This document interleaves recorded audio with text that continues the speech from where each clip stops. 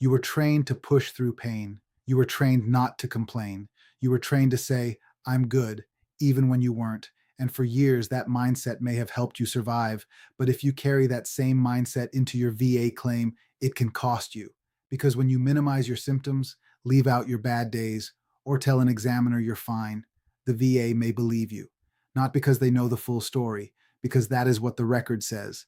And the VA can only rate what the record clearly shows. This is episode 4 of the Over 40 Veteran Gap Strategy, and I'm going to show you exactly how the habit of toughing it out quietly weakens your evidence and how to start explaining your condition the way the VA actually needs to hear it.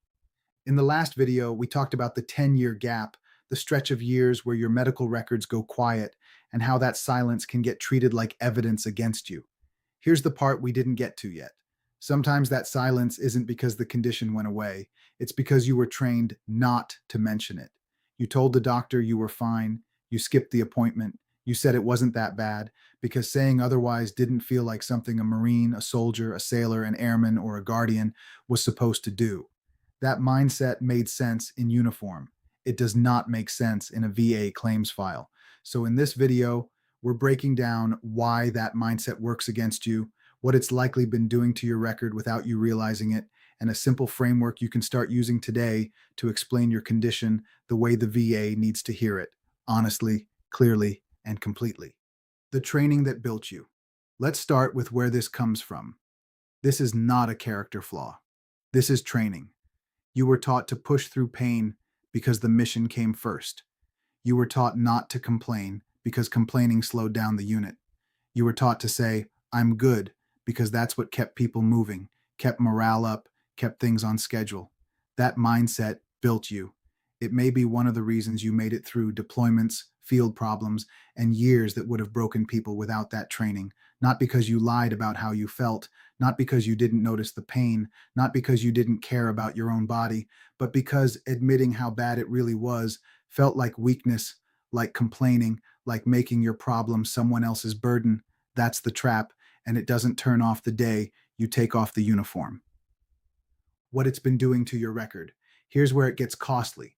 That same instinct that made you dependable in uniform follows you into the doctor's office. A provider asks how you're doing, and you say, I'm fine. A form asks you to rate your pain, and you write down a number lower than what you actually feel, because the real number feels like exaggerating. An examiner asks how the condition affects your daily life, and you give a short answer because going into detail feels like complaining. That is where veterans lose ground.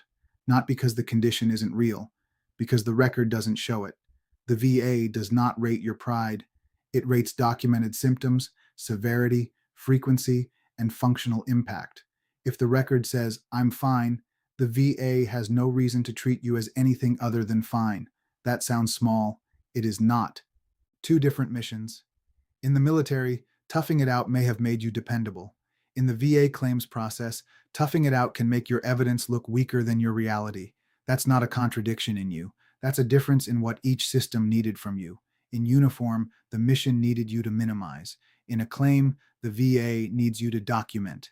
Two different jobs, two different sets of rules. And most veterans never get told the rules changed. The 4-part functional statement. So here's what to do instead. Instead of answering like you're still standing in formation, start using what I call the 4-part functional statement. 4 questions.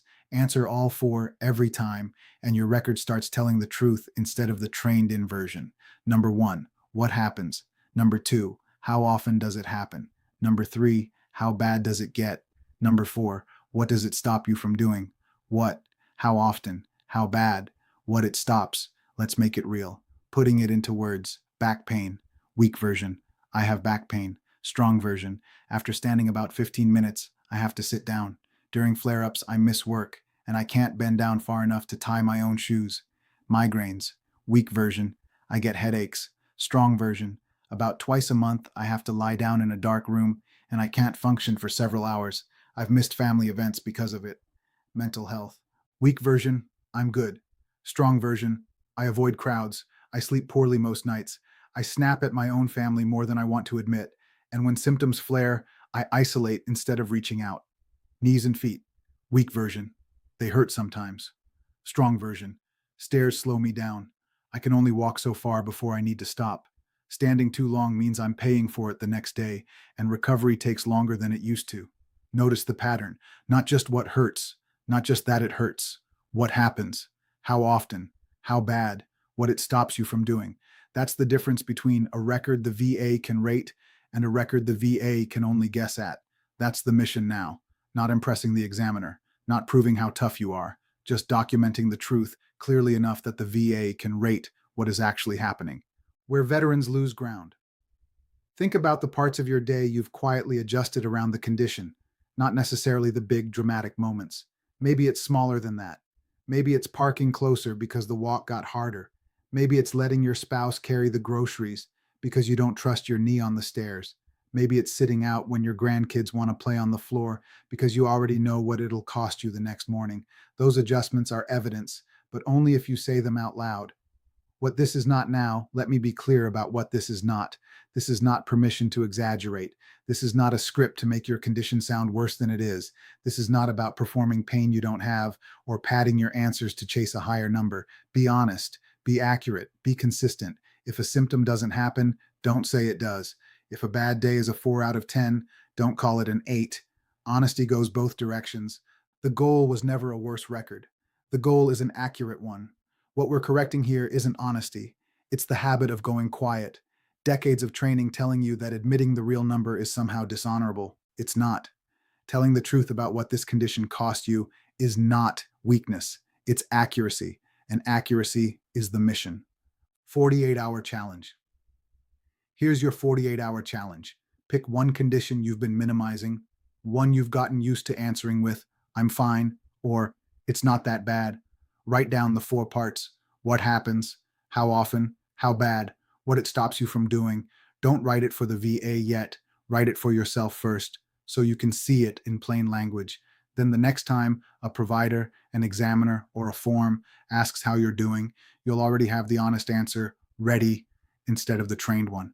Let's bring it back. The mindset that made you dependable in uniform, pushing through, not complaining, saying you're fine, can quietly work against you in a VA claim. Not because you're dishonest, because the record can't capture what you never said out loud. The VA does not rate your pride. It rates documented symptoms, severity, frequency, and functional impact. The fix isn't exaggeration. It's the 4-part functional statement: what happens, how often, how bad, and what it stops you from doing. In the last video, we talked about the silence in your record from the 10-year gap. In this one, we looked at one of the reasons that silence happens in the first place. In the next video, we're tackling something that trips veterans up in the other direction, using presumptive conditions like location and dates of service to try to skip the nexus requirement entirely. We'll get into why that shortcut doesn't always work the way you'd think and what your evidence still needs to show. Before you go, if you've been carrying that tough it out habit into your medical visits, your forms, or your prep for an exam, slow down and get organized first. Free tools and resources are at veteranclaimsmadeeasy.com/resources, including a free VA claim readiness checklist that can help you see what your record actually needs to show. My goal is never to mislead, only to empower you with accurate, honest, and actionable information. Semper Fidelis, and God bless.